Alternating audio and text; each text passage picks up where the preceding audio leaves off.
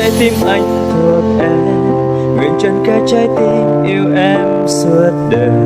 Nguyện cho tình yêu ta luôn đẹp ý chang mãi thôi.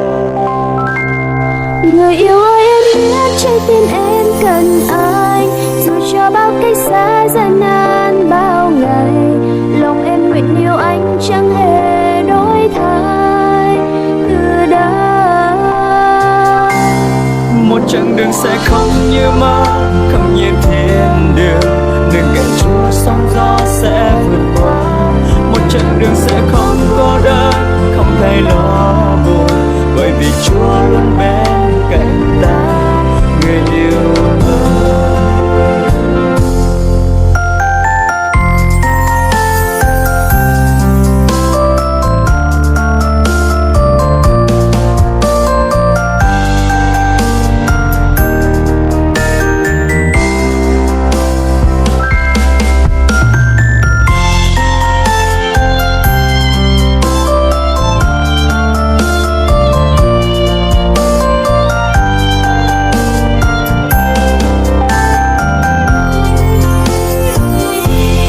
Người yêu ơi, ta hứa mãi bên nhau ngày sau, từng niềm vui có nhau sẽ chia bao nỗi buồn. Lòng ta nguyện bên nhau chẳng hề cách xa từ đây.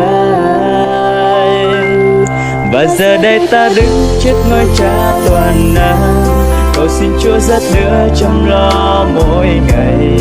Lòng ta nguyện cậy nương nơi Cha tình yêu từng bước đi. Một chặng đường sẽ không như mơ, không như thiên đường. Đừng kể Chúa sóng gió sẽ vượt qua. Một chặng đường sẽ không cô đơn, không thấy lo buồn, bởi vì Chúa luôn bên cạnh ta, người yêu ơi. Một chặng đường sẽ không như mơ, không như thiên đường. Đừng kể Chúa sóng gió sẽ vượt qua. Một chặng đường sẽ không cô đơn, không thấy lo buồn, bởi vì Chúa luôn bên cạnh ta, người yêu ơi. Người yêu ơi, anh biết trái tim anh thuộc em. Nguyện trọn cả trái tim yêu em suốt đời.